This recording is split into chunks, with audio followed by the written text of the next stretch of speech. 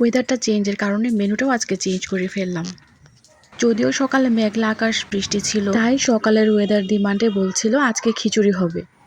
Weather যেহেতু change, আমাদের খিচুড়ি খাওয়ার হলো না, কারণ গতকাল মাত্র আমি সবজির বাজার করেছি।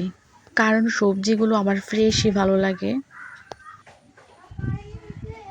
তাই ফ্রেশ সবজি রান্না করার লোভ সামলাতে পারছিলাম না। আর আমরা সবজি অনেক পছন্দ করি, তাই মনে আনন্দ নিয়ে তরকারি রান্না করে ফেললাম। আজকের লাঞ্চের মেনুতে ছিল আলু করলা দিয়ে রুই মাছের ঝোল, যেটা আমাদের সবার অনেক পছন্দ।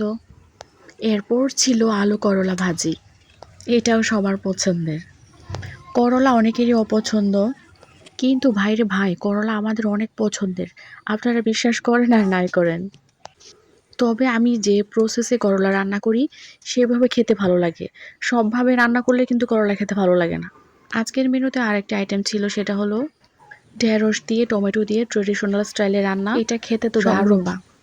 এগুলোই ছিল আজকের লাঞ্চের মেনুতে। So tata.